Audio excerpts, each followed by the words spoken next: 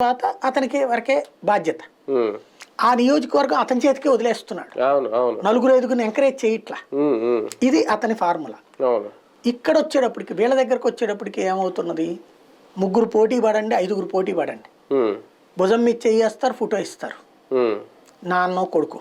అదే. ఉమ్, ఆ తర్వాత వాళ్ళు నాకు లోకేష్తో టచ్లో ఉన్నాను అనొకళ్ళు, చంద్రబాబుతో టచ్లో ఉన్నారు ఒకళ్ళు, పవన్ కళ్యాణ్తో టచ్లో ఉన్నారని ఒకళ్ళు, ఉమ్. వీళ్ళందరూ తిప్పలు పడతారు. సీట్ నాకే నాకే సీన్ అనుకుంటారు. కట్ చేస్తే తెలుగుదేశం పార్టీ ప్రోగ్రామ్కి జనసేనలు కూడా బ్యానర్లు పెట్టాలి అక్కడ. ఉమ్, ఎందుకు, ఆ జనసేన ఆశిస్తుంది అక్కడ కాబట్టి అవును వాళ్ళు పెట్టాలి, అవును. అదే సమయంలో వీళ్ళు పెట్టాలి. అవును. ఇక్కడ ఫైనల్గా ఏమవుతున్నది, ఖర్చు అయిపోతుంది. అదే వాళ్ళ బాధ కూడా. ఉమ్, తప్పట్లేదు. అది ఆ నిజాయితీ అన్నది వాళ్ళు ఆలోచించాలి. ఉమ్, అరే బాబు, ముగ్గురిని ఎందుకు నాశనం చేయడం, అవును ఒక్కళ్ళని ఖర్చు పెట్టిస్తే సరిపోతుంది కదా. అవును. అసలు పాదయాత్ర అప్పుడే చేసేసి ఉండాలి. పాదయాత్ర అప్పుడు కొన్ని అనౌన్స్ చేశాడు కదా, అవును. ఉమ్, అట్లాగే అనౌన్స్ చేసేస్తే సరిపోతుంది కదా. కానీ ఇప్పుడు ఈ పొత్తు వచ్చింది కాబట్టి డేర్ చేయలేకపోతున్నారు.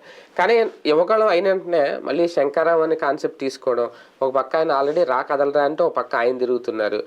అంటే ఇది పార్టీకి కలిసి వస్తుందా? రేపొద్దున్న ఈ వివాదాలు ఇవే కొన్ని ఏదో అంటారు, చిలికి చిలికి గాలి వల్ల మారితే రేపొద్దున బయటకు పోతారు అందరూ అని, అలాంటిది ఏమైనా జరుగుతుందా? ఇది బయటికి పోయేదేముండదు కానీ బర్డెన్ ఎక్కువైపోతుంది. ఎలక్షన్ అయ్యే